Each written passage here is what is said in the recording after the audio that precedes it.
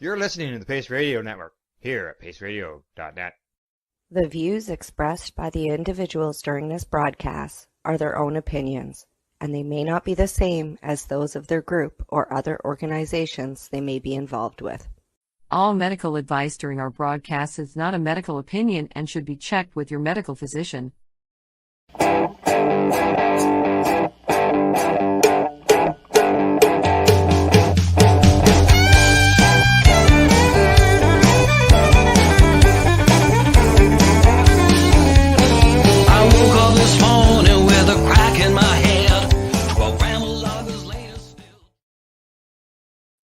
Good evening, everyone, and welcome to the Pace Radio Show. We're live here at paceradio.net and our social media locations.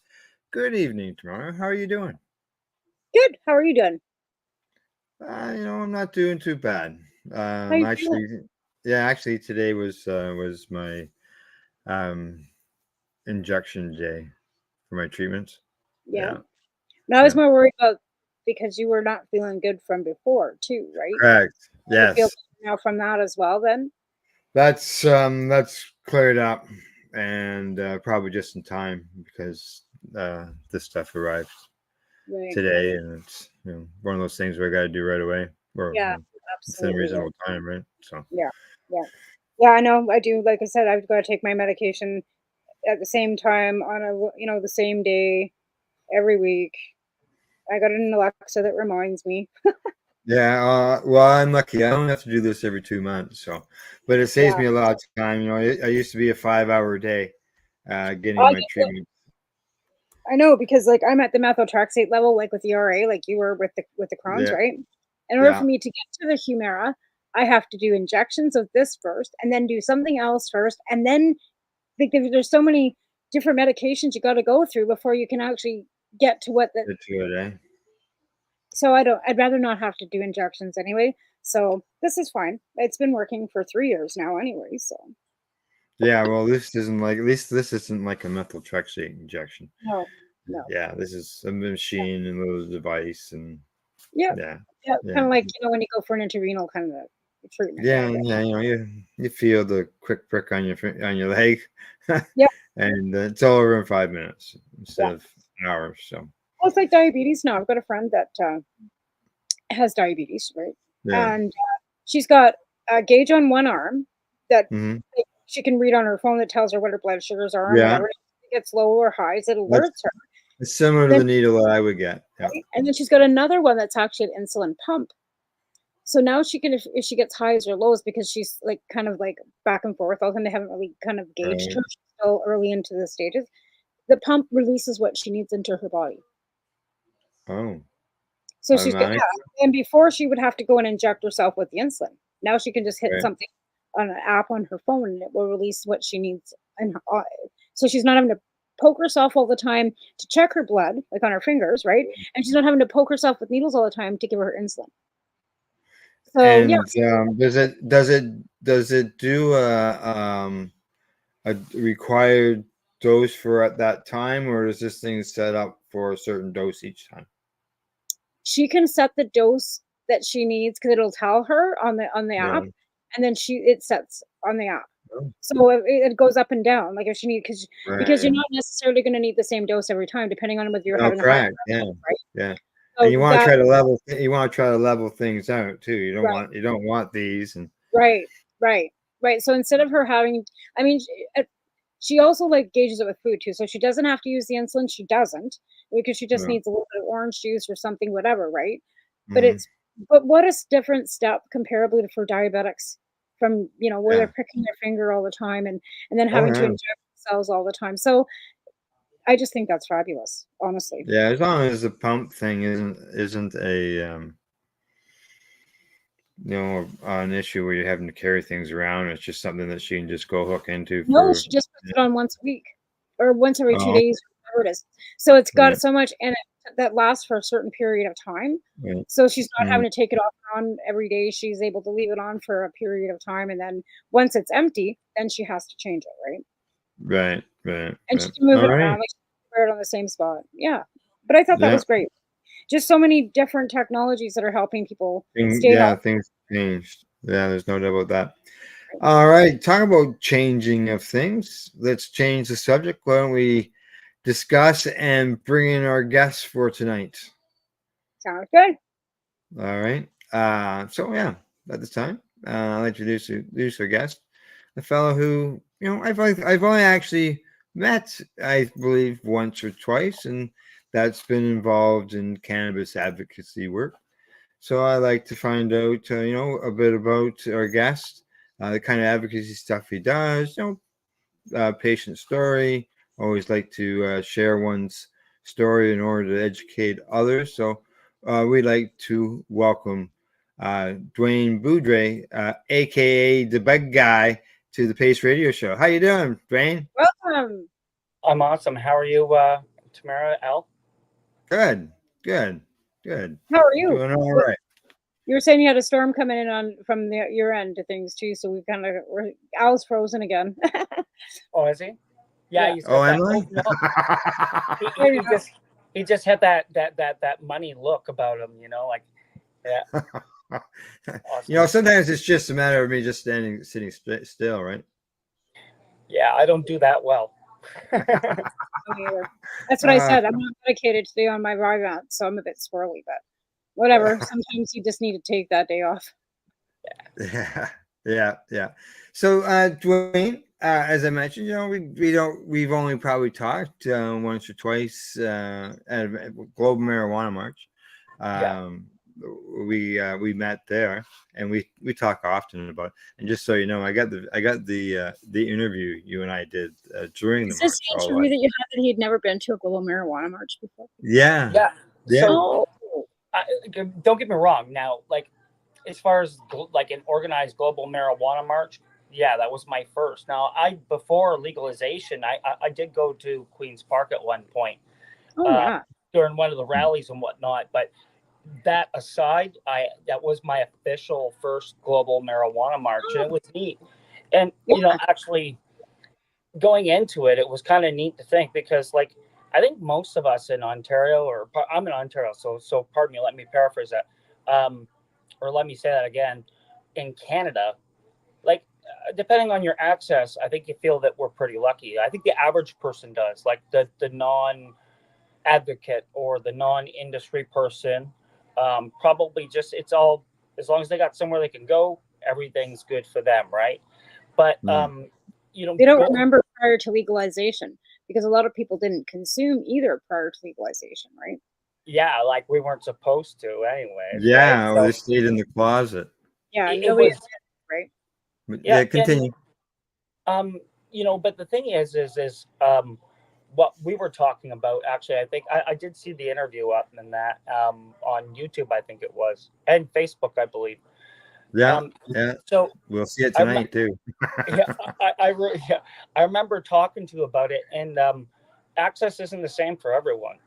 No. So like, there's a lot of people that have medical needs that aren't getting adequate medicine or the knowledge. Some people, there's a lot of new patients, I think. Like with recreation, I think it's opened that box for a lot of people's great aunts and grandmas and stuff that are now new dispensary customers, because they heard about the wonders of CBD, and it kind of went up or down from there, right? So yeah, and they feel more comfortable probably going into a business. But in reality, with it being legal versus not knowing who. Right? Yeah. If CBD is medical, it shouldn't be being sold out of a recreational store. And I was talking to one of the store workers, bud tenders, yesterday at one of our stores, and he goes, well, there's ways of getting around that. And he was talking about the jolts, which are those candies. We can get those in BC. And the caps. We don't get them here, yeah.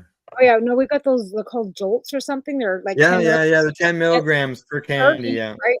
So apparently you can get them at Prime Cannabis here. I didn't know that. And the caps, and we had discussed the caps too, right? The capsules. So again, but they've got and I said that to him. I go, you got a wellness area, But again, he agreed. There should be a course that is given, so people that don't have any medical background in it, so that they can actually open something that is able to be medical, right? Yeah. And that is the faulting right there. Yeah. So the way I think with legalization, and it sounds like it's very different. I think there's similarity yet difference from province to province or territory in some cases, right? And like in Ontario, it's called CanCell. That's the certification required. I believe Al's also CanCell certified. Are you not? I am. That's right. And Yeah, I am it's CanCell. sell it right here in BC, and I've got one of them too. Perfect. So yeah, like my point being, and the reason I brought that up is I think it's because once they established those systems, they had to create people from within it. And I believe that, like, at least in Ontario, as a person who is CanCell certified, my education level was very minimal. Like it's voluntary. Like you pay. It's not much different than becoming a bartender or a lot of other responsible type of things, right? So I think that it's the absence of assistance to work off of to start, and the need to have a system. And you know how the government is. Like, they set up a system. If you ask them, it's perfect, right? Oh yeah. So, no, they do know that there is gaps. That's why they keep doing consultations every, and we'll have another consultation probably within 3 years now. But they have to keep consulting because the fact that it is evolving and is changing. And Al and I just did a show not too long ago about the consultations that were just had. But the most disheartening thing about this consultation is that nobody actually does it. There's only 600 people that actually filled out that survey that gives the government any information that they need to have. So how do we keep blaming the government for their shortfalls when Canadians don't take the responsibility on their own to let them know? Nobody votes. Nobody does the surveys. Nobody does anything anymore. They just sit back and expect the government to fix it. Well, if they don't know, how can we fix it? Agreed. And don't get my sentiment wrong. I think that part of, like, I guess to add to respond to that, I should probably state that that's part of. I felt the same way. I decided that the only real way I could actually at least understand the needs and what is available is to be part of it. And that's why I did take the time to get certified. So for me, it was like that same kind of feeling, I think, at least in some ways, was that driving force, at least for myself personally, to kind of get a little bit closer to the education level to see what is out there. Because it's kind of like what you'd said, like, there's not a lot of responsibility on the average person's side, right? So I think it really depends on how vested you are in it, that your voice is going to become whatever octave it is. Well, Al and I are vested. We've been doing it for 20 years, so that's how vested we've been in it, right? Yeah, exactly. These banners behind me, they used to stand up at trade shows in Toronto and educating people before legalization.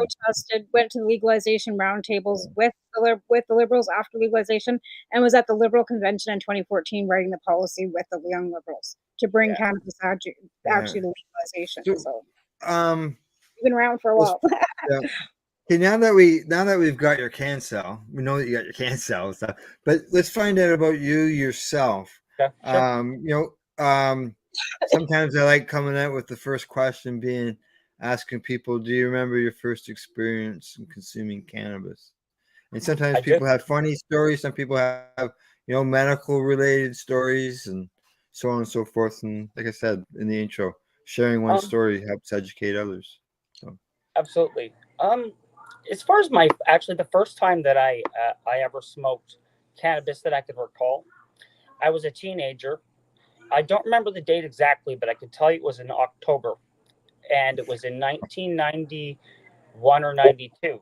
And the reason I know this is because the same night the Blue Jays won the World Series the very first time. So I was in high school. I was an Army person. So even as a younger person, I was in the mindset that I was already an Army cadet and I was looking towards getting the military. And back then, cannabis wasn't something that was really accepted in any real capacity, at least in my circles. And the military definitely, they kind of had this "you'll never get in" type of mentality. Like, you would think that, you're going to fail the drug test. It's an illegal substance, so they're not going to support it. So, even after legalization, it took a lot, and still use it. It was a prohibition for me at the time. I mean, it was enough to keep me away from it, right? But my buddies and I were parting away, And so the two funny things about this is this. I'm going to tell everybody right now, this is probably the big highlight. You wouldn't think with a guy with the name DtheBudGuy would have done this, but I blew into the bong the very first time I ever tried it. I don't know what came over my head, but I'm gonna tell everybody right now is this water pipe. Everybody got so pissed at me because it took so long to dry out before it was yeah. You got yourself a funny first talk. That's right. Yeah, that's right. It might not have been funny at the time. So here's the other funny part. So I do that and I like it, right? So my buddy's like, "Oh, you're Mr. Big Man now, eh? You want another one?" I said, "Sure." So he walks me over to the sink and it's got this thing. And if I remember right, they called them Hiroshimas back then. And it was like the sink was half full of water, and they had a 2-liter Coke bottle. Sounds like a bottle. Yeah. And like they push it down, like they brew it up, and then they would push it down, and it would just like force it. So I took that, right? Gravity bong. 5 minutes later, I'm puking out front. Oh. And my friends had, like, I totally greened out. My friends literally grabbed me and like they're like, "Okay, stop puking. We're going to the city," right? And because we were going to, like, the Jays were doing pretty well. It was a close game and they could win that night. And our plan was always to go. So it was like, "Come on, let's go. We're going to the city. We're gonna go watch the Jays win." Oh, you're fried. Yeah. Oh yeah. Did you get there? Pardon me? Did you get there? Oh yeah, that was a great night. Like, and I don't believe cannabis played any part of my life for some time after that. I didn't actually, I guess the follow up and a much easier way of saying it, like my experiences, I got into cannabis on a more routine basis when I did get out of the military. Because, and here's my parallel, and I think I took the thought that some people may. I felt like I was very close to being or if not, maybe an alcoholic. I felt like in the military, drinking was very part of the regiment. It was very much part of the culture, and I definitely was good at it. So I felt like I wanted to try to do other things. A lot of my friends growing up were cannabis regular users, and I just never got, I never really got too much into it. Like, it wasn't really my thing. But then I realized I'm probably just okay at both. I don't really drink much, but cannabis really just kind of slowly but surely replaced alcohol in my life. Yeah, exactly. And it's a better path to take, the cannabis versus the alcohol one. There's no doubt about that. So again, that's a huge step to be able to put that, because addiction is, alcohol is hard to put away. Like, so good for you. Congratulations. Yeah. Thank you. Like I said, I wouldn't say like there are much respect to anybody going through anything in that respect. And for me, it was more of just a culture shift. I do like, I never, like, I do drink a little bit, but it's not something that I do really often. So I just wanted to separate that because I wouldn't want to be, any hypocrite. I totally understand. Yeah. But, it's fine to have. Yeah. But it's clearly like honestly, I just look at, there's definitely a different person. Like, and I was never a mean drunk or anything like that. It was just, I knew it wasn't good for me. I just knew it wasn't for me. Like, I wanted to make a change. And for me, that was, I think we all needed advice. And, would you say cannabis was your gateway out of possibly alcoholism? I think it prevented me. Yeah, I think it definitely did, because as much as I'll be the first to admit, for a time I was getting really good at both.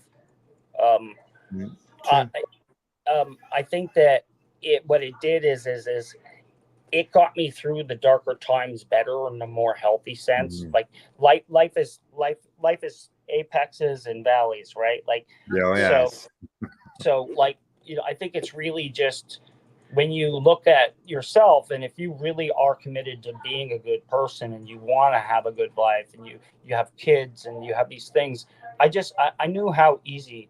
I've seen so many other people take the other path. So for me, it was like cannabis kept me in line. Like, it kept me, like, ask anybody who does both. I think like cannabis is good Like if you're going to do both, a lot of people say, "Oh, I can't do both because I get the spins." And if that's I remember those if that's days. the case, I'm telling you right now, just Good for smoke you. first. Yeah. Just smoke first, because you'll barely want to drink anything. This is water, but like you'll barely want to drink anything because you'll be so high that just alcohol is not like, cheers. you know, right? Cheers, right? I got water too. Yeah, water, right? So I've got Sunny D. I love That's orange water. Yeah. I heard you talking earlier about. Yeah. Go ahead. I'm sorry. I heard you mention earlier, Tamara, about CBD and gummies and things like that. And I don't know if it's something that comes to your market, but like for me, gummies have come a long way since your buddy made them. You know, like I used to make my own stuff. I had my own bakery before legalization. I would make 1,000 milligram candies. So I'm very familiar with the dosing and the application and how to do it. My beef is that 10 milligrams in a package is not 10 milligrams per candy. It's in the package. So that candy itself, or that gummy itself, isn't even a milligram. So you have to eat like so many packages, right? You're gonna get diabetes before you're gonna get high. And the ones too, like, you know what I mean? Like, or even just get medicated, you know, right? if you're eating CBD whatever. ones. Right? And me and all were actually like looking through too, like there's not too many brownies or cookies, and I checked at my store when I was there yesterday. They do not have brownies or cookies. It's chocolates, caramels, or candy, gummies. That's it. And they don't even have hard candy. They have gummies, chocolates, and caramels mainly. Right. And you know, that's where the legacy market comes in. I don't know if those are legacy market gummies that you've got there, Dwayne. So yes. And what I wanted to say about these and why I do like them is, yes, they are low dosage, but what these are for me is like a supplement. It's like a vitamin to me. Yeah. Because this is the CBD as well as CBG and THC. So for me, nice. So what I was going to say is this: I'm no scientist, but what I thought I heard was if you were to introduce these types like CBG and CBD in your body before THC, you will have much more better overall experience. So for me, I don't know if it's just a psychosomatic thing or just feeling comfortable about my record. I couldn't imagine how that would work though, because CBD or CBN, or was it CBD? Sorry, CBD actually counteracts a green out.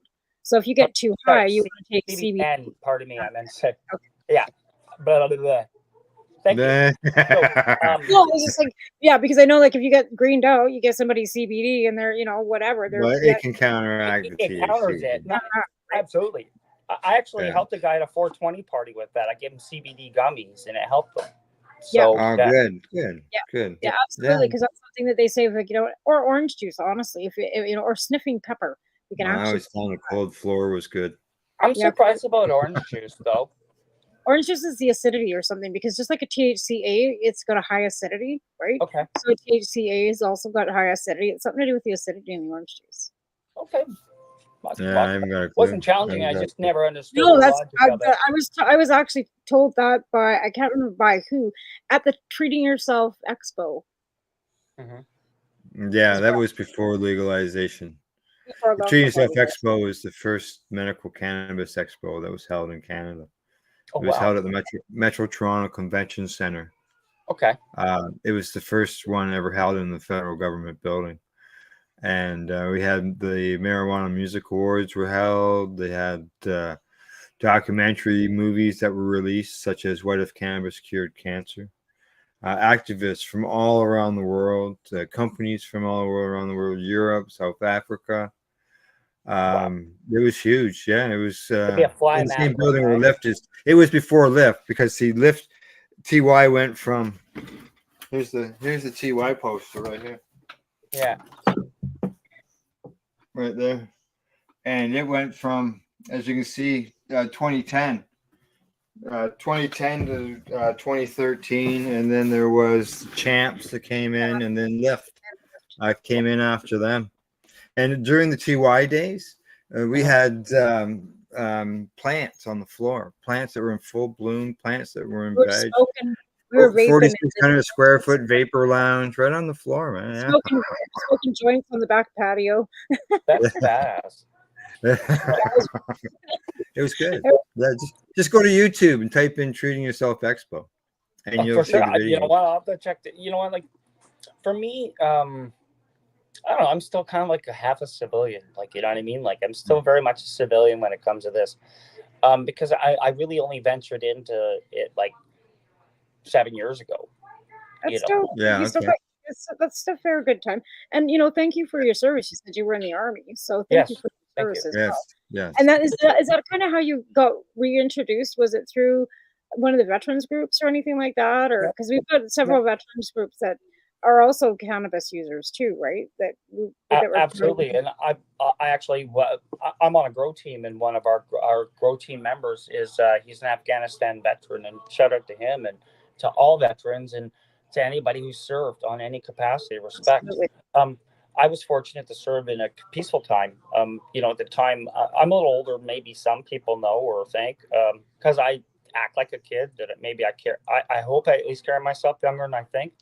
But I guess all I'm really saying is that no, I didn't find it through that. For me, it was my friends. Really, it was kind of like I found it recreationally. It wasn't until I kind of understood how much I needed it and looked back on when I got through certain things. I looked at myself and I looked at my own lives and behaviors, that I started looking at it better. And then as legalization came about, for me, the real exploration of cannabis, like on a deep dive for me, happened. And where I really started to vocalize and start to dig deep and ask questions and say, obtain my own thoughts and really look at all the work that you guys did before me, do the research. That was what it was. It was like all of a sudden it was like everybody was willing to tell their story. So it was through legalization that it drew me in, and what it did is it gave me some garden space. So I'm a grower, right? And from my first love, me too. Growing it. I'll too. We're gonna get into that too. We've only got 2 minutes to break. So I think it was more of that. Well, then it's something would you so as far as consumption purposes now, do you consider yourself more of a recreational consumer or a medical consumer? I see myself as a medical consumer, but a recreational advisor. Yeah. And there's I think you know a bit about my social media activity, and I think I say it because of that. Right. I've got them here. Yeah, like I do a lot of reviews and promotional content for Canadian companies, and some of the companies that I think are doing good things, and some of the ones that just are maybe good to me and other people, at least that I feel that I've become associated with. So through that's where the recreational kind of part is for me now. But now I say medical because now not only am I medically licensed to grow it, and I enjoy the fruits of my own labor. Yeah. But when I do look at what I'm missing, I feel better about what I'm getting now. I'm supplementing it with I love the concentrates, for an example.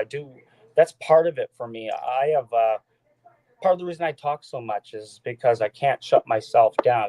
My mind's very much like I have OCD. I do have ADD as well too, and different parts of me as DtheBudGuy get to help me facilitate those particular needs through. That's kind of like the exercise part where they say you should go for a walk and change your diet before you just start taking medication.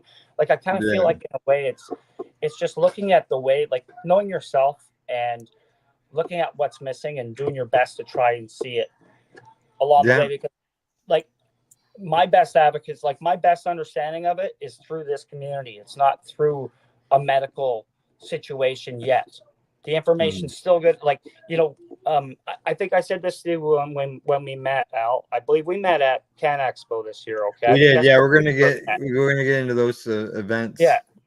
But what I wanted to say is I really felt coming out and going through that is our understanding as a whole. And I don't mean you guys, because you guys are at the forefront of it. Okay. But I think that generally the information is on the same level as the world's now round, and it was flat. And that's where I think we are about, because of the prohibition on cannabis as a plant. Yeah. So nobody's really been able to establish that for sure and say this, because otherwise there's a lot of grow science out there, and there's a lot of things, misinformation, and there's a lot of people like me, and I do my best, and I don't know. I hope that I get my stuff right, but you just never know. So as a whole, cannabis has pretty never been actually infiltrated, so that it has been the only misinformation I would say is that it's a devil's lettuce and that it's harmful for you, and that you can overdose on it. We all know that's right, and we know that prior to what we've got right now, Harper made it sound like it was the worst thing ever, and he was taking it away from patients. We had to fight him in court to get it, and that was all on the government level, how we got to licensed production, right? So there, like I said, it's not depending on your political realm. It's got nothing to do with that. It's what you've been fed. Prohibition started in 1920. Or what maybe what you were taught as a youth through as a kid, school or your parents. Program and Reagan, and the years with your this is your brain on drugs. Yeah. And different parents, right? Like you said, you were in the military. My mom was in RCMP. Like I grew up in so you know what I mean. And then there's other people that have grown up with their parents smoking it with them. So again, like you have different realms of what your background is. Oh, absolutely. My background, like me personally, and my background are very different. Like I did grow up around it, but that's more of like somebody else's story. You know what I mean? Yeah. All right, time for us to take a break. After that, we'll continue our discussion with our guest, Dwayne Boudreau, aka the Bud Guy. You're watching the Pace Radio Show. We're live here at paceradio.net. You're listening to the Pace Radio Network here at paceradio.net. Campbellford Lifestyle Shop, open Monday to Friday from 10 till 7 p.m. or by chance. Check out our flags, our t-shirts, plus our hats, and look of that supply of rolling papers, plus much more.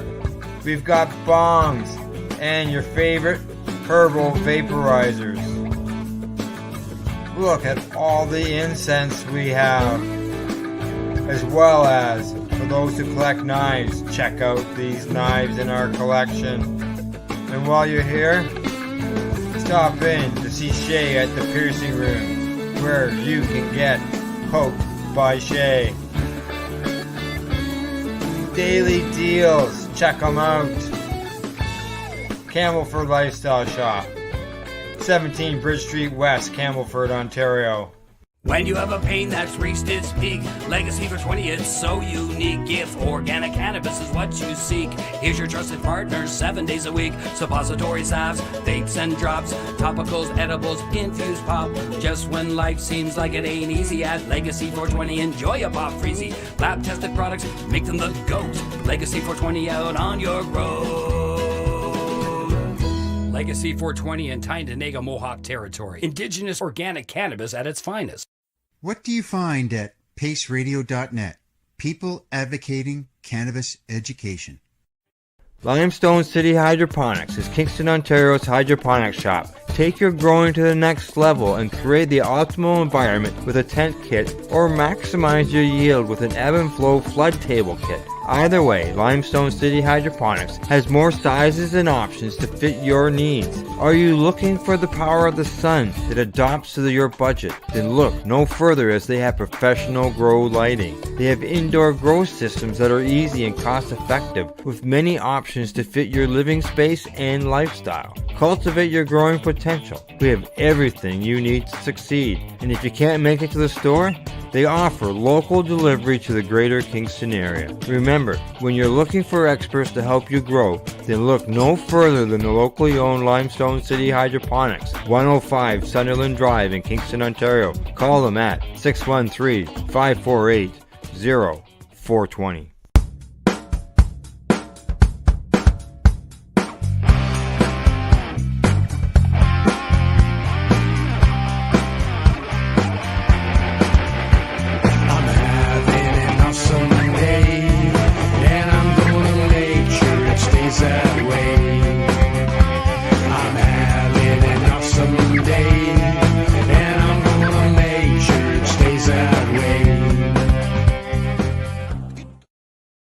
You're listening to the Pace Radio Network here at paceradio.net.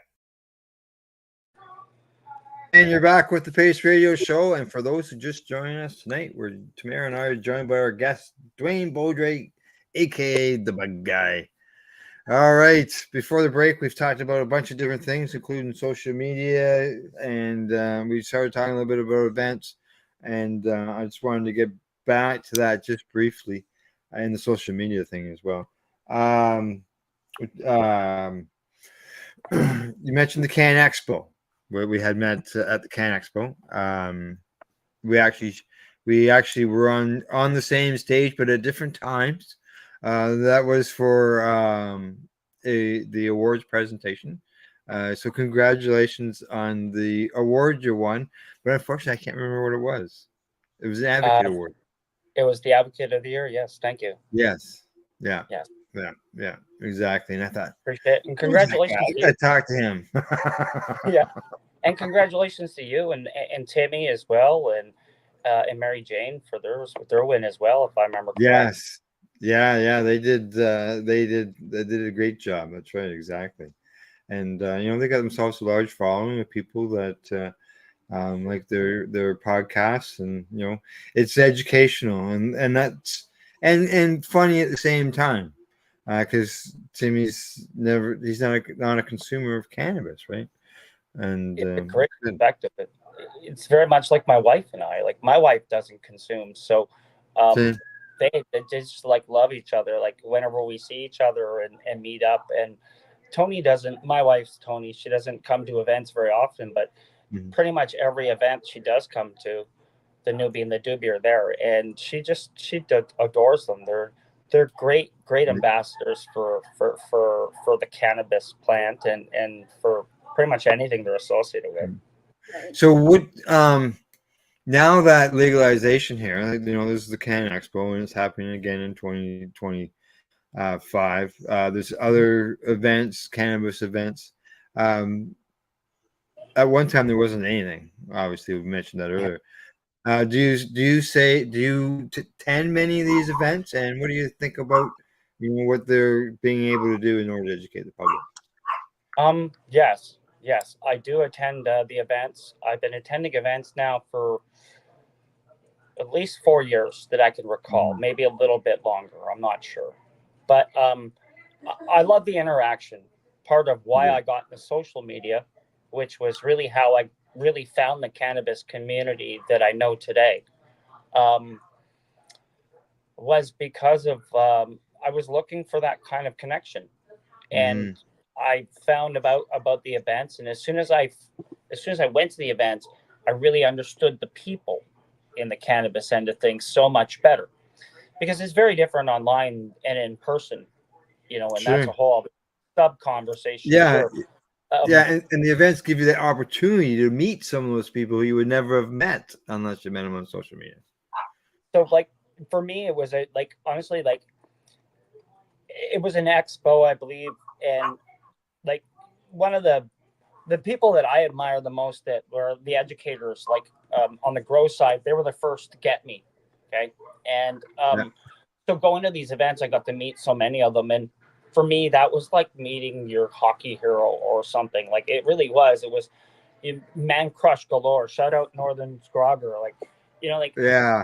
It's just you see these guys and gals, like, very much so as well too. Like, all these amazing people in the community, and then you get to see them in person, and so many of them are the same. And I always said that DtheBudGuy is just Dwayne. So, like, I vowed on being the same person in this interview as you would meet at the event, as you would be I'd be in the next interview. Like, sincerity was important to me, and I didn't know how to sell anything. I wasn't trying to sell some side gimmick. I didn't see that as a cool way of doing things. Like, it complicated it.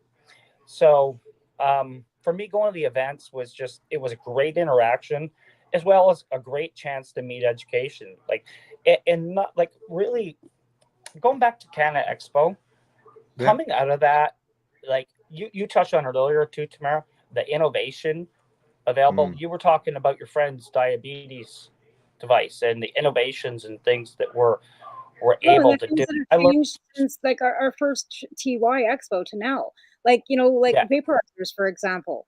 Like we were talking about the Magic Flight boxes and the the tubes that they started out with, and even the dabs. Like we thought the swing vape was, you know, the coolest thing ever. Well, now there's yeah. And it was the dabbers, and you know, like, so that is exactly it. It's evolved, and it's brought more people into this little industry and the community with the glass blowers and all the different, you know, joint rollers and all the different artsy people that have come in, the bakers and all the people showing their talent. And the talent is cannabis. And cannabis has brought all this talent together with all these events. And like Al was saying, before legalization, we had lots of more events than there is now. We had cannabis cups. We had, like, it was almost like every weekend from one end of the country to the other. You could literally plan your year from basically the middle of February with Mum Cup starting in Vancouver all the way through 420, all the way through Global Marijuana March, all the way through pretty much till Halloween. And that was prior to legalization. And you could literally, and people did. They'd fly around the country, down to the States for Hemp Fest, like, down to Nimbin for Australia's, you know, party in August too. Like worldwide, people so this has been, you know, the new people that are coming up have actually honestly missed out on the actual real community that we had. It's kind of dwindled away a bit. It's new. I find it's all new. It's different. It's you know, that's what we wanted. We wanted more people to get involved. We were speaking up, right? More people got involved, the louder our voices got in order to force change, right? Like, so. I really enjoyed listening to some of the most powerful speeches, on the stages, as well as I think where I was going with the products, though, was like some of these things were very unique. It wasn't just about like they've looked at things from a new person's or a preferential standpoint. My examples of this, they had like terpene separation things that they were teaching about, like where you can you can take it to drink, or you can take it as an aroma, and it would give you the calmness. And like I felt that very educational. Like it was really vigorous. And do you remember the guys? They had the filters. They were giving out those papers, and what you would do, like cannabis smokers, like, and smokers in particular, are terrible, right? Like just flick the ash and there it goes. And the premise of it is this tip is this wax filled tip that, you know, is a pleasure to smoke, and then when you get rid of it, you actually just put it in the dirt, and what happens is there's a seed in it, and the seed grows into a flower that helps produce life for bees. Oh, that's awesome. That's awesome. So that's where I was going with it. Is like, for me, because remember, my introduction to the cannabis community was more so on a social basis, like social media. So that comes with a different kind of vibe altogether. And I'm not trying to hate on anything. I'm just saying is it's not as, you know, people are very different when you meet them in person, right? Yeah, they are. Yeah. When Facebook kind of got going, we didn't have the video though. Like that was even harder because people text and write a lot different than they are in person. Now at least you have the ability to, you know, Zoom, and it was what we used before. It was Skype, I guess, when we first got going. But Skype, Now and I, you know, when we first started doing our podcast, we didn't do video. We were just doing it audio. No video. MSN Messenger chats. Right? IRC. Right? Like, we're talking like, you know, dialogue. Right? Because even texting, like I find texting, it can be really abrasive, and then when you meet that person, you get a totally different vibe from them, right? That's why it was so important for us to actually have the events and go to protests and stuff, like, and gather our little each community. Like I did the first Global Marijuana March in Lethbridge, Alberta in 2008, right? So you build that community in your own little cannabis community within your own community, and that community gets to meet Calgary. So then Calgary 420 would come to Lethbridge, and Lethbridge would go to Calgary, and then, like, you know what I mean, and then Edmonton. So then we had Calgary 420, Edmonton 420, and Southern Alberta Cannabis Club all going back and forth across Alberta, right? So we really, and in Ontario it was the same. There was little pockets of people all across Ontario. Originally there was only one. There was only one 420 march originally. Ontario is a lot of pin dots, like when it comes to like activity stuff. And originally there was just the hash mob, right? Was it the hash mob, Al? They were around it, at one time. It was Goodwins, or I don't know what they called themselves. Yeah. I think it was a hash Chris mob. and Aaron. Chris and Aaron. It wasn't Aaron, it was Chris and Steph. Because remember, Chris was married before Aaron. I'm not getting into timelines. That was early. When it comes to social media, I happen to have your Instagram account right there, up there. I see you've got all kinds of videos on here, including the one here you've got from the Apple. Yes. So the Apple, as well as the new drop by Erectric Dave. Oh, okay. I got the Apple. I'm a big fan. You know, I got my Apple right here.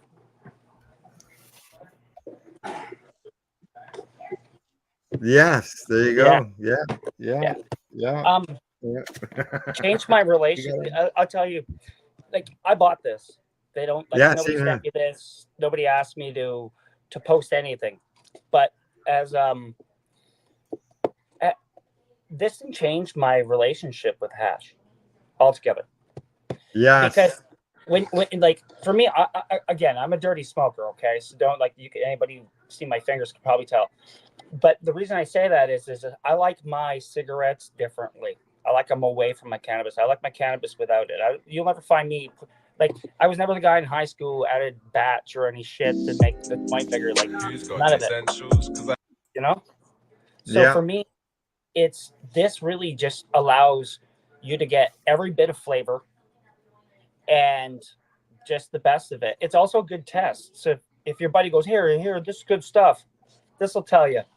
Because it won't burn. It'll fall apart, you know? Yeah. You can tell a lot about it.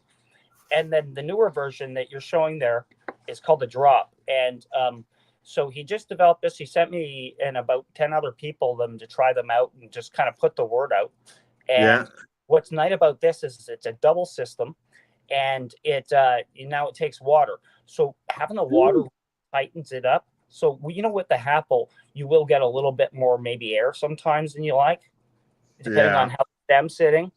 So that eliminates it. It's so tight, and the nice thing about it is it's just like a regular Apple. If your hash is any good, when you put it back down, it's going to light itself back up.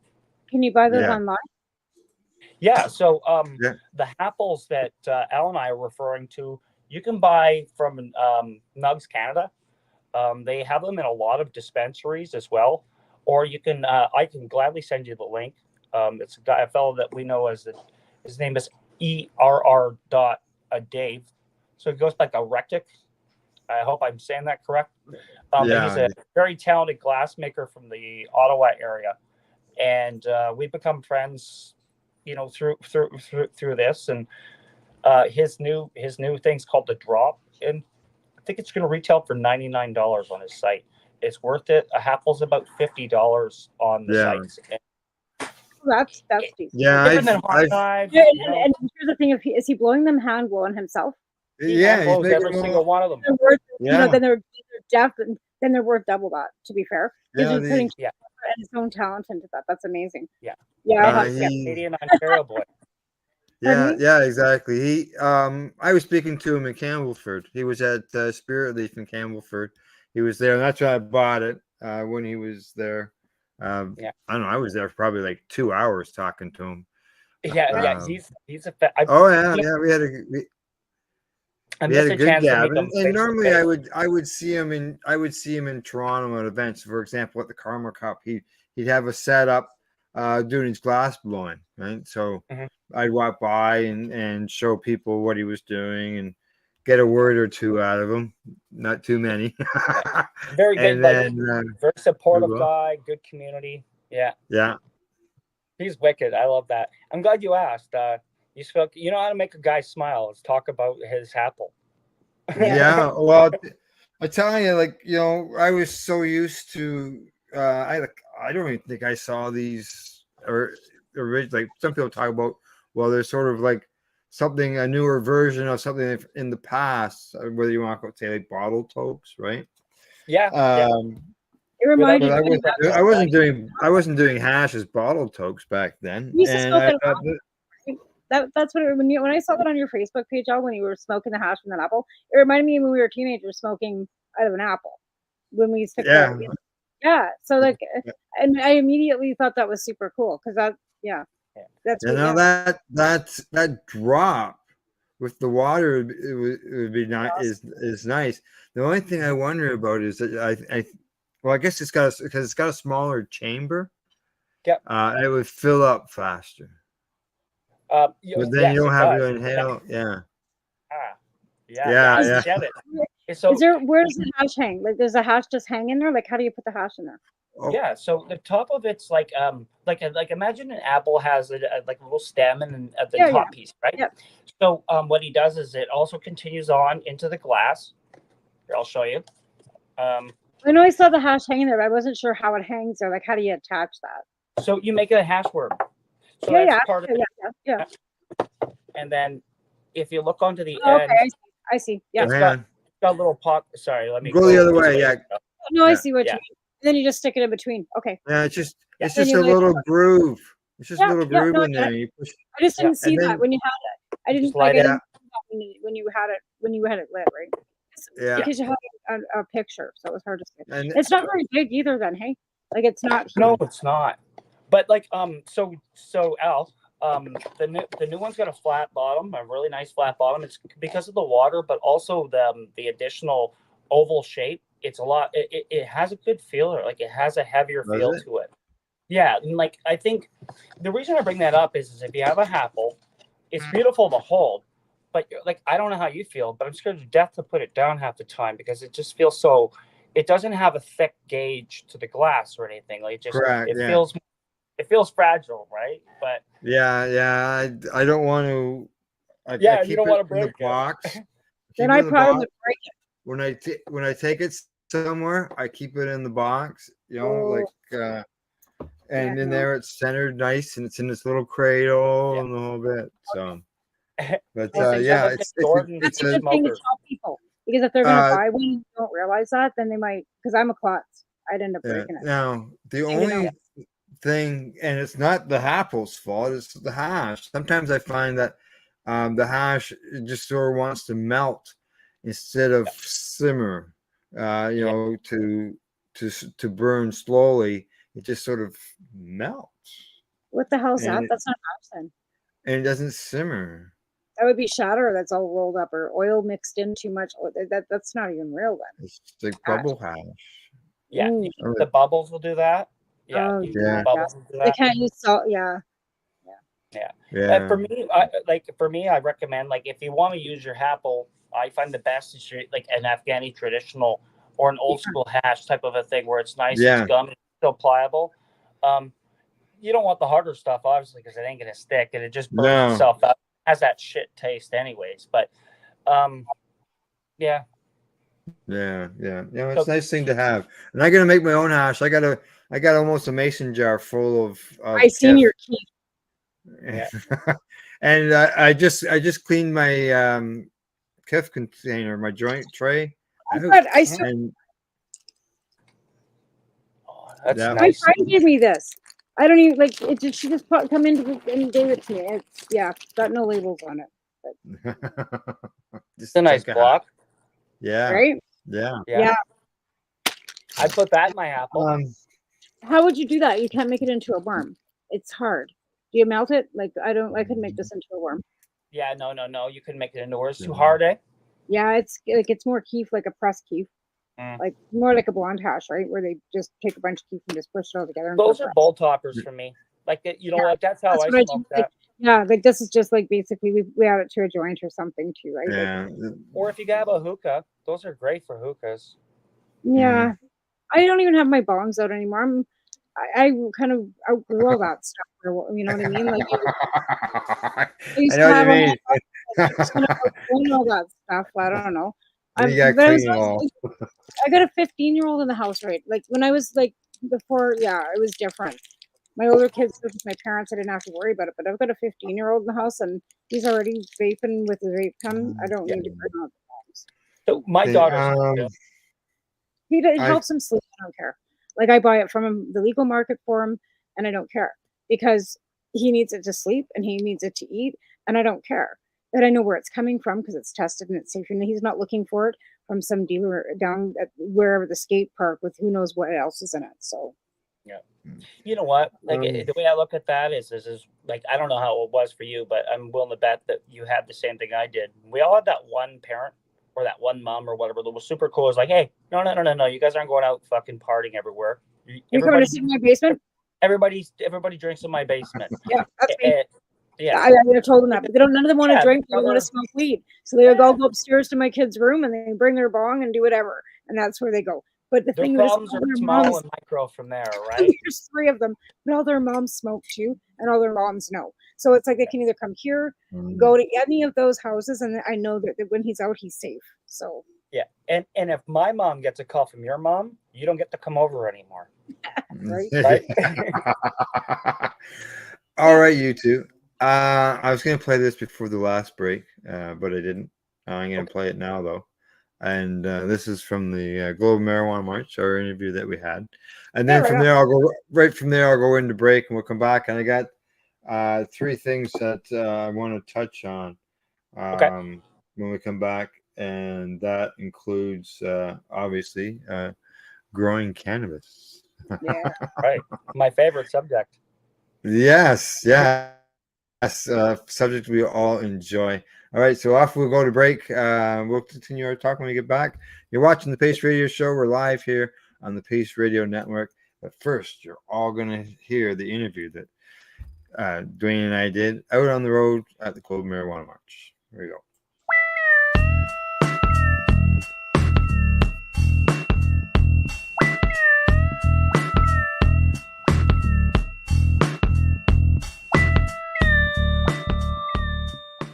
So what do you think? I think it's excellent. I love, again, I was talking with Timmy earlier, and it's always like somebody starts something and everybody responds. And that's the beautiful thing about it is we're all here, and it's these events to give us a chance to kind of find each other. So this is my first March. I've been involved in plenty of events, but my first March. So really, so it's really exciting to be part of the movement and have, in that sense. And again, any opportunity that we get to kind of unite commercial, legacy, home grower, and just cannabis advocate together as one voice, collectively, we're going to get more done. So, bueno. Exactly. More people will speak up, our voices are louder. Yeah, that's it. I think it was Dalai Lama said, if you think you're too small to make a difference, sleep in a tent with a mosquito. So, kind of lots of times. So if you don't believe, anybody who's done that can definitely agree how a small thing can make a big difference. You should let everybody know who you're talking to. So, pardon me? Should let everybody know who's talking. Oh, I'm DtheBudGuy. I'm just I'm a Canadian grower. I'm medically licensed. I'm also CanCell certified. So I love exploring the different aspects of the industry, as well as being part of the moving change. We have a good system in the sense that it's better than not having one, but there's still work to be done. That's right. It sure is. Yeah. So basically you march for? Access, and I march for everybody. I march for those that can't be here today. I march for those that have been incarcerated for this plant, that still feel silenced, that don't have the access. But like I said, otherwise, we're here to support the plant. And the people that are here are trying to make a difference. A lot of familiar faces and a lot of new faces. So, yeah. So, like I said, me being one of them with the march. But, there's events surrounding it. We come together. It's a round table. Next time is better. Yeah. So it's all about execution. And like I said before, you build it and they come. Yeah, that's right. Exactly. All right. Well, thank you for the words. Anytime, man. I'll see you throughout the day, bro. Yeah, that's right. That's right. We will.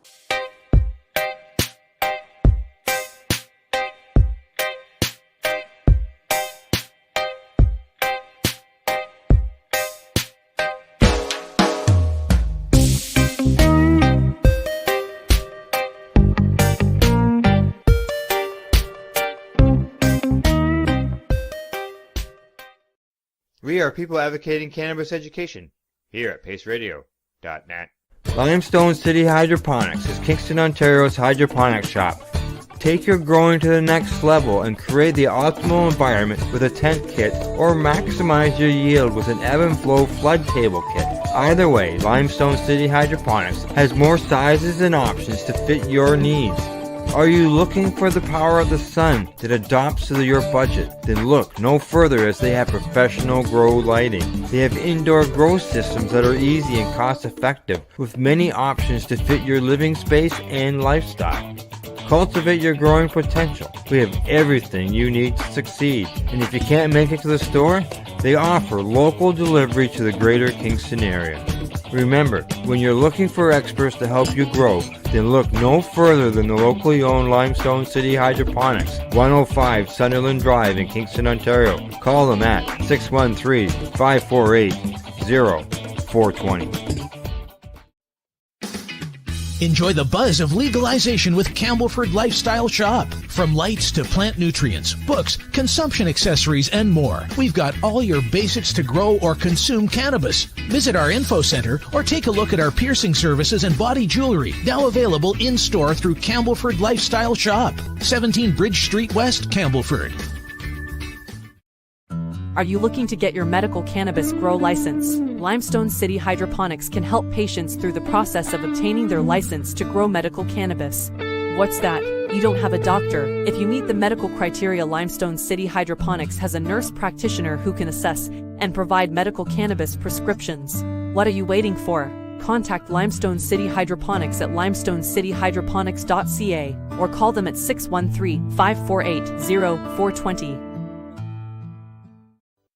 Pace Radio is the people advocating cannabis education radio network. Legacy 420 have an awesome array of cannabis-infused beverages, from pop to Nature's Nectar's teas, all in amazing flavors. What a selection! We even have a delicious mango-infused juice, and let me tell you, it's delicious. Everything is infused in-house, so we buy our syrup from the same place where everybody else buys their syrup for their pop, and the infusion is done in the lab. It's all canned here, labeled here, produced 100% on Tyndonega. We have two lines of drinks. One is called our Nature's Nectar. That was our original line that we came out with, and then we also have a line under the Ready brand. We have them in 10 milligrams, 30 milligram, and 60 milligram cans. What a great selection for a get-together with friends or after a long day. Remember, if you want to wet your whistle with on-site lab-tested products, come see your trusted partner. Legacy 420 out on your road.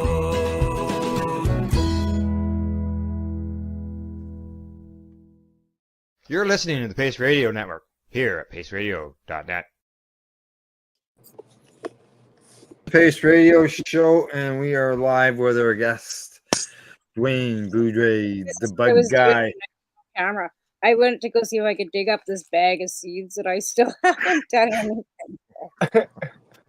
Those seeds have a story, eh? I don't. I was in Garden Center last year. Some guy just came in and gave them to me because I was hired as their cannabis expert. Now, Dwayne, you said a lot of important things during the interview. But I've got to think that the funniest thing that you said, you might have experienced it last weekend or recently while camping, and that is having a mosquito in your tent. If you think it's something, if you're small, you can't make change or be heard. But the mosquito. So how was camping? Did you get any mosquitoes? Not too many. Like time of the year, and you're from the area. The nice thing is they're not too bad that time of year. Barely camping. It was more of what called glamping. It was the only way I can get my wife into the outdoors. She had enough of it a long time ago and decided that we weren't doing anything that resembled roughing it. So we compromised on a geodome, and I'll tell you, we've like a geodome. So if you're not familiar with it, it's a dome-shaped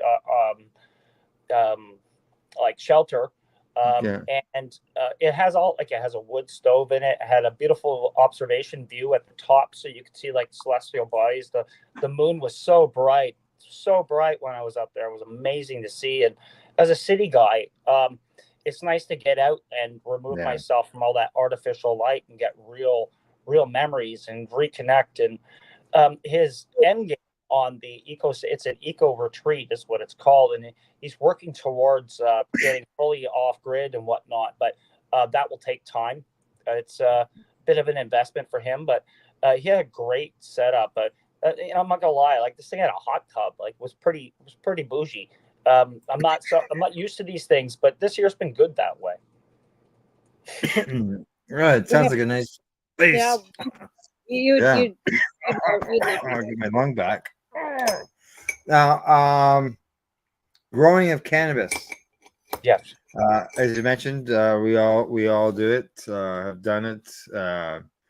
It's something that we spend a lot of time at doing. I consider ourselves Mother Nature, especially if if you're growing inside. You have to be Mother Nature, and you have to be with them quite often. As they say, if you love them, they will love you back. Yeah, very much. And you gotta make sure your environment's good, right? Yeah, like that's always the greatest challenge is trying to mimic Mother Nature. And when you think about it, it's so hard to do indoors. And I think part of that's because of the chaos, that the beauty of nature itself. It's a beautiful balance, and it's hard to find an environment where it's going to be ideally humid at certain points and not at other points, and hot at certain points and not other. But it's the sciences that got me in love with it. Like growing cannabis, like growing medicine is my medicine. It's a expression I started using when I became a grower. I probably heard somewhere, I don't know who, shout out to them. And for me, it's just getting through and having that connection. That's when I really started to understand the plant and appreciate it on a level that I didn't necessarily see, like as a person who was just consuming it. And I'm not putting down consumer. Consumers consume. That's what we do. Right. But like when we start to evolve ourselves in it more, you get to see some pretty neat things. It's cannabis plant's so much more beautiful when it's alive than it is in a bowl. You find though that most people, that once they start consuming it, they want to grow it, even if it's just in a cup on their shelf. And that's the beauty of cannabis, is it shares its education, and it makes its own community. People come together because of it, right? Yeah. It's like I put it with aloe. Like aloe is a healing plant. Everybody has it around because it's medicine. You know that on an emergency, that's something that's going to feel better and help you heal. In a lot of ways, a plant is a plant. Like I look at plants as gardens, so that they're almost the same thing. But like on an emotion, like on a connection level, it is like an aloe or a mint, like that's going to give you a soothing or protect you from a bug on your deck or whatever. Like they're. I have one of those. Yeah. Yes. A lot of patients will tell you, especially when they were trying to take this away from us, right? A lot of patients that was the one thing that they mentioned, that that's part of it. Getting up every day out of bed so they can tend to their garden was a whole part of why they were alive. And that was one thing we really emphasized when we were fighting for our gardens back, is that what part of that was part of the whole therapy of the plant. Therapeutic. Yeah, they're growing it for sure.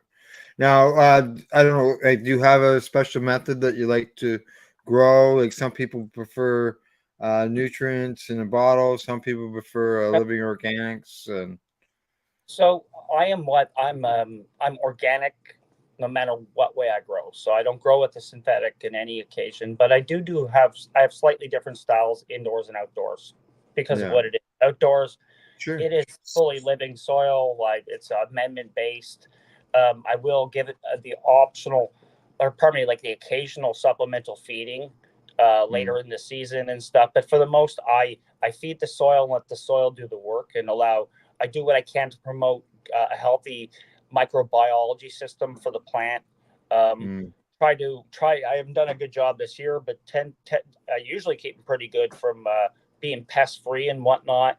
And I like to plan. Like I like to grow big plants. So because I've grown them in the past, I look at my environment, and I knew that, I know that this area here is likely going to give me powdery mildew if I let these plants grow too close to this fence. And, I know how windy it gets at certain seasons, at certain parts of the year. So I build a multiple trellis system when I grow a larger plant outdoors. And I do these things for a little bit of show, but a little bit for the protection of the plant as well. And it kind of serves both purposes. It looks really cool. That's where the show part comes in, is nothing like seeing a 13.5-foot trellised plant like in your backyard. That's exactly. Like 8 feet front to back, like it's a single plant. So it's pretty daunting when you come up on it if you've never seen something like that. But the benefit of it is it keeps the plant separated. It allows for better bud penetration, or probably light penetration. It gave me a better yield on my lower canopies, and it kept the bugs and the PM at bay. So as cool as it looked, it had a reason, So for me, it's like, that's definitely the fun part, is figuring out the science of it. Indoors, I grow in tents. I have a large growing area. I'm lucky. I'm licensed for 99 plants. So sky's the limit. I don't grow that many. I grow closer to 4 most. Yeah. I know what you mean. I've always grown under my numbers. Yeah, but there are times where you need those numbers, because in order to maintain things, you need to deal with clones and stuff like that. Yeah, so, we still had 90.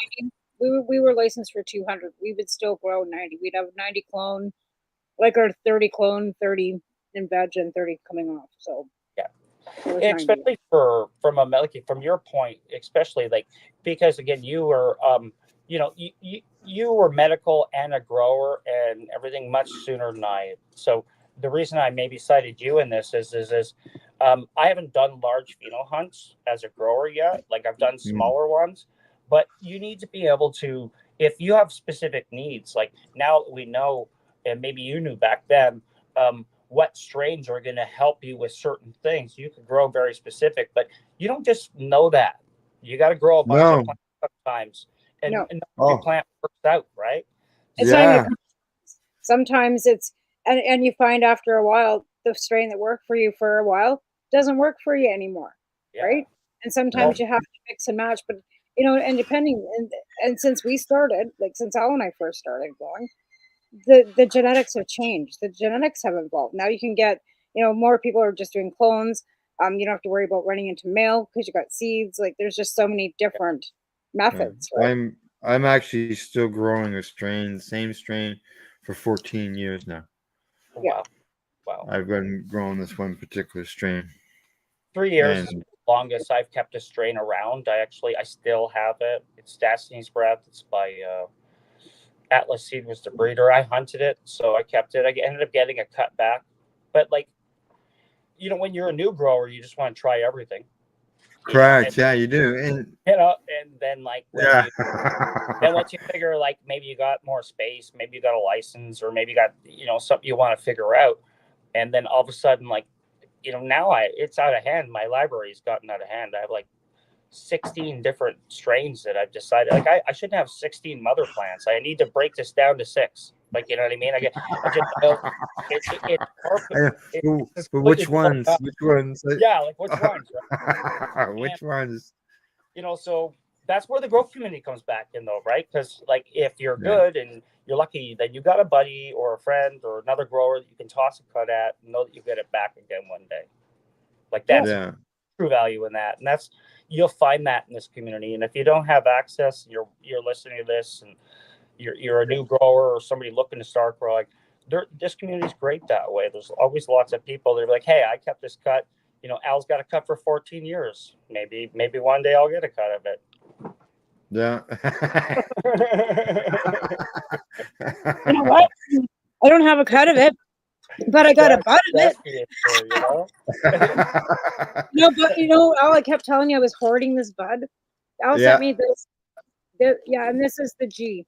So I've been hoarding this for months, but I got one bud. Grape Escape. You get the shit that you put it away when your friends are over just in case. It's like no. No, I've got I put away my really good stuff. I stash away a little bit just for like the rainy days, right? And that bud's been around for a while, but I keep on hanging on to it because it might be another rainy day, and it's good stuff. Absolutely. Yeah. The I was able to grow enough to share around. Finished off the indoor growing part. I do grow. I do bottle. I do use in a nutrient line. It's called Green Rush Nutrients, and it's really simple. It's water soluble. It's fully organic. It's an Ontario-based company, and like all the ingredients, like any good product, is listed right there for you. You know exactly. Yeah. Like it just doesn't. It just works. It's good stuff. Yeah, I've always find when I read the ingredients, if you can read the words, that's a good sign. Yeah, because there's some stuff. What? And I always what is that? I always used. I was always like using liquid. I always do, but I used Remo's nutrients, and that's what I used. Right? Yeah, so I used Remo's nutrients from the time when Remo first brought it out, and prior to that, I used Advanced nutrients because Remo was with Advanced. So I kind of went along with Remo and Sandra with their nutrients, and that's I walked into his garden when I went to Vancouver and went, "Holy fuck, am I ever an amateur?" His boy came out that. Like indirectly, I found same thing. You found I followed a person. So like Joe, the owner of Green Rush Nutrients, worked for another nutrient company. I won't mention. They're still operation, and I've said more about them in the past, so I'll just leave them out. Bottom line, he ended up leaving them and starting his own company, and I was fortunate to kind of be there at the early stages. He asked me to try it and see if it worked. So we gave it a nickname. We called it Mystery Plant Food X before it was known as Green Rush Nutrients, and got a couple other people to try it too. And we did like this little test and see, and the plants look great. So ever since then, it's they've built this great business off of really just kind of helping growers. They do banners, they make growers logos, and they sponsor cannabis cups.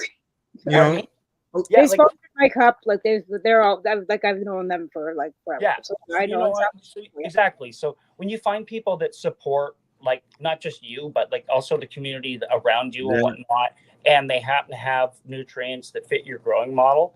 Yeah, but Remo walks the talk, right? Like Remo was with us. Remo. I've met him a few times.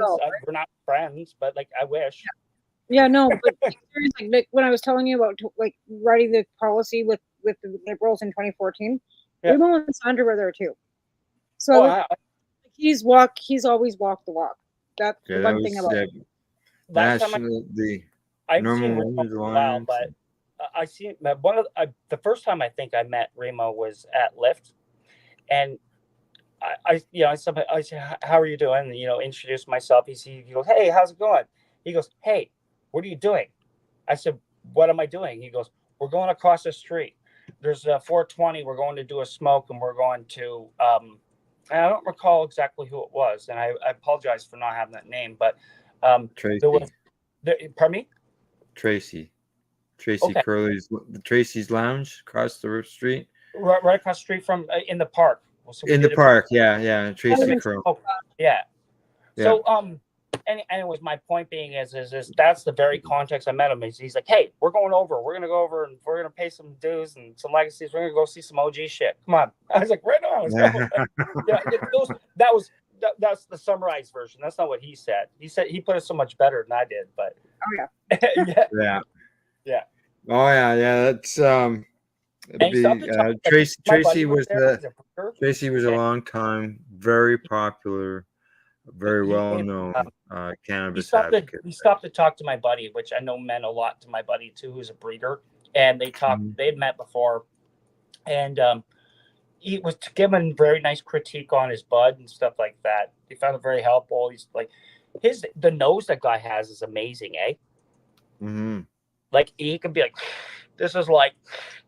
And like pre-1985, it's like what the fuck? It's like a toucan of weed. It's truly amazing. And then he walks around with a suitcase. Yeah. Or a shoulder. Yeah. Okay, now to sort of switch gears, Yep. Before we close up, I know that the date has come and gone, but I still think that it's something that's a worthy cause to be brought up and to let people know. I see that you've been involved in a fundraiser for a family member of cancer. Yes. So, unfortunately, I think cancer is one of the things that affects everybody. Unfortunately, it's gotten my family a little bit too much over the years. Lost my brother last year, and my aunt's a real warrior. She's done, is it 46 rounds, babe? I think. 46 rounds of chemotherapy, and she's still going. Like, she's not a young woman anymore, but she's always been a fighter. And so, when things like this happen, you do what you can. My family asked me, as DtheBudGuy, to put a package together, and because she takes RSO, which I got from the community. Okay, so she's been using Rick Simpson oil as part of her treatment and whatnot. So cannabis being a part of it, they wanted to have a cannabis prize. So that's what you've seen. It was a Bob Marley style party in a sense, and we were able to do a lot to help her out. So thank you for bringing that up. Like, it means a lot, and to be able to actually, like, when you see cannabis helping people on that level, it's just like it changed my mom's opinion. Like, my mom, who's always looked at things as like cannabis, like my dad was not a good person to her, as he was a drug dealer back then. Like, cannabis was some of it. So she had all these things in her head about what cannabis was, and it's always like, you're being a goof if you're on it or whatever. You're being goofy teenager, or you didn't get this done because you were stoned or whatever. Like, these kind of things. So she's always looked at it very, very badly. And then it saves like her favorites, like her sister. And she'll tell anybody in the world now that like cannabis saved my sister. Like, it's amazing to see that. When you see that in your family, like, like when they believe too, that makes you feel like, wow. It feels so Seeing is believing. Seeing is believing. It can switch someone like that on a dime. Yeah. That's right. Like I said, my mother worked for the RCMP for 30 years, was president of Crime Stoppers. Yeah. She's telling all her old lady friends to come get a hold of me about topicals. So yes, I've seen it. But now, obviously, care is still required, still going on. My understanding from your post, this is the treatment that she's taking is not covered by OHIP, and this is costs out of the pocket, and this was part of the fundraiser. So, I know the date has gone by, but is there still some type of fundraising? Yeah, I mean, there's an active GoFundMe. So it's on my Facebook page. I gladly repost it. I gladly send it to anybody if they'd like to help. So yeah, unfortunately, not everything's always covered. And as good as it is to have the coverages we have, this is one of those cases. So she has a monthly disbursement of $2,700 per month that she has to pay. So I mean, like, she's long past her years now. So that's a lot of money to anybody, especially in predicament. But we've been able to do quite well for her to get her some breathing room in this case. But it's unfortunate that it's always going to be the case until things change. I don't understand how that's happening. How are they making her pay for that? Like, you heard me talk at the beginning that I just did my treatment before the show tonight. It's not cheap. Like you said, she's got this $2,700 fee. I do my treatments every 8 weeks, and it averages out to about $2,700 a month, $5,500 every 2 months. It costs for this particular drug. And the thing is, I know when I started, it wasn't covered through the plan that I was on, and it needed approvals. And her husband had like a great coverage through his union, and like for the longest time, it seemed like everything was okay. But like as it progressed and it spreads, your needs change. Yep. Like, Yep. so, yeah. And then that's there could be like these private insurance caps on companies. your coverage, all types Yeah. of things. And Yeah. yet you're paying these insurance companies off these paychecks and your pensions and whatever else to cover you because it's prescriptions, right? The government doesn't like no government coverage at all for prescriptions. And then if you're in Ontario, he's likely going to, tell Trudeau to stuff his pharma up his ass like the rest of them. So, All righty. What else I got on here? Okay, now send me the link for any of that GoFundMe thing, and then I will post it. Please. Yeah. Okay. Yeah. Oh, yeah. And the HAPA link? Yes, please. Absolutely. Oh, you need to have a link. Okay. Yeah. I must have one of those because I know that I know nobody in British Columbia has one unless he's So I'd like to be the first. Yeah, I took it. We went away. I took it with me. It's just straight hash. Like there's no, like when I was younger, we rolled it with tobacco, right? I don't smoke tobacco. Like even as a smoker, it's just like I don't like it together. I like it separately. I'd like to appreciate each for what it is. So I prefer, like, I'll smoke it with cannabis in it, but I prefer not to smoke it with cannabis because you're not getting, like, it's all mixed together, right? So that was actually how I first started smoking, was hash and tobacco in the 80s, right? Because we couldn't even get cannabis, right? So it's like you'd have to roll it with tobacco and a paper. I don't get me wrong. I know that some people look at that glass and go, "Oh, I don't need that." Hey, I have knives too, okay? But, I have a hookah. I have a lot of things, but I'll tell you, I haven't used my hookah since I got the Apple. There you go. Yeah. Well, it's easy to carry around. Yeah, it's exactly. It's a little quicker. Like the thing is what I enjoy about it, and part of the thing is like it's not going to brew in seconds. Like it takes a little bit of time, and I find like some of the better times that I have when I'm enjoying cannabis, whether it be medically or recreationally, is when there's a process involved. I think that's why I really like the dab is because you really got to slow right down. There's a process. You got to be patient. You got to get to a certain degree. You want to cool down a little bit. Like there's a process involved in doing that dab. And so like when you're smoking a big blunt with that hash worm in it, same thing. You're slowing down. You're taking time for yourself, and it's part of your regimen. That is worth as much as what you're consuming in a lot of ways, depending on how you feel. Mm-hmm. Yeah. Very true. Yeah, right? Very true. Very true. All righty. I see we got a couple minutes left, so it's shout out time. Person, place, a thing, website, so on and so forth. If you've got more than one, by all means, go ahead and mention it, so on and so forth. All right. So I'm DtheBudGuy. I'm very easy to follow online on Instagram. DtheBudGuy, no spaces. It's just like the caption that you're reading as you're watching now. So I'm at DtheBudGuy. Same thing on YouTube. I do have a YouTube channel. You'll find more of my grow contents there. More of my goofing around, having things, product reviews, and fun is generally my Instagram account. I'm Dwayne Boudreau. It's going to be posted. If you're seeing this on Facebook, I imagine there's likely my name will be in there somewhere. If not, I'll definitely comment in the video. You can find me that way. Appreciate everybody. I'll do my best to follow you back. Shout out wise, I'd like to take the time to thank you for having me on. First of all, I'd like to thank like the cannabis community for having these discussions and for being so cool about it. Like these are the real important things in my world.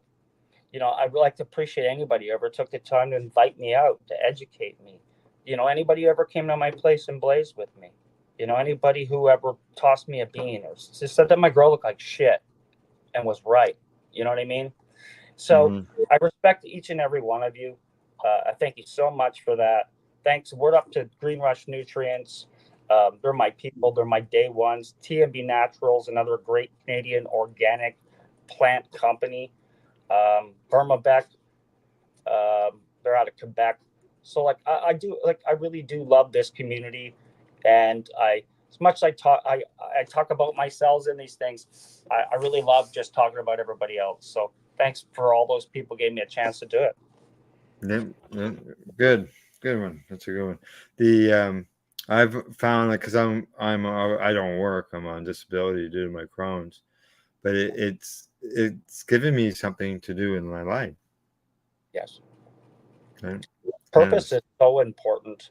You know, and Correct. one last shout out if I can. I'd like to shout out to the Canna Helpers. Canna Helpers right now, or I both independently, but I'm part of the Canna Helpers as well too. What we're doing is we're doing what we can to raise awareness for the street community's needs. So at events we are both using our own resources as well as pulling together with other people in the cannabis community to make sure that we can leave a good impression on the cities and places that we go by trying to help their local situations. It's pontooned into bigger things. Like the last event, we're in Hamilton. We handed out several hundred personal hygiene packs that had anything between ibuprofen to water. We had pizza parties with some of them and stuff like that. And these were out of our own pockets. And I'm not saying this like for clout. I'm saying this because it's important to let other people know that you do these things. It's not about like, woe is me. It's about, you know what, when you can, you do it. And sometimes it's just enough where somebody goes, you know what, I can do this.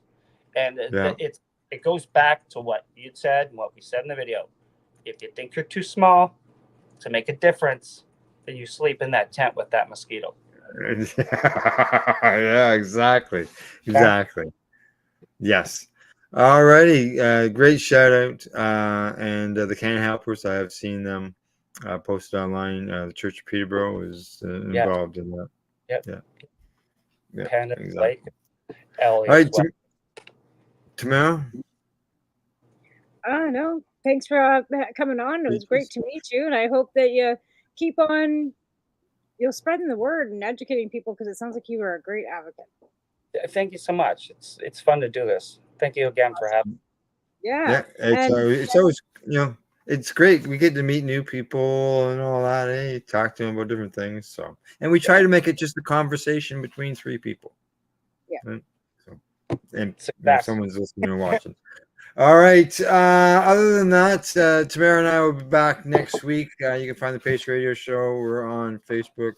Unfortunately, we can no longer broadcast live to Twitter because Twitter now wants some money to do that.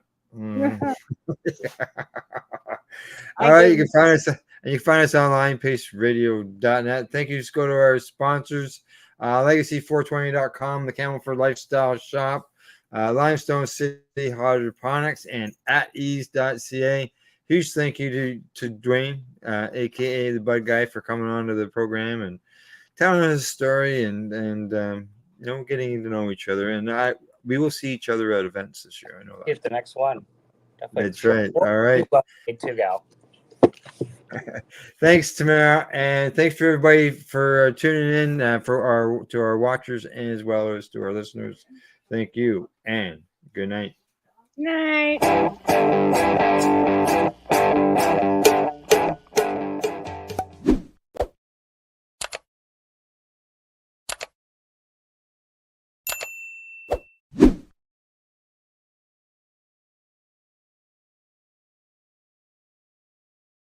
Let's share Pace everywhere. That way it can help create peace.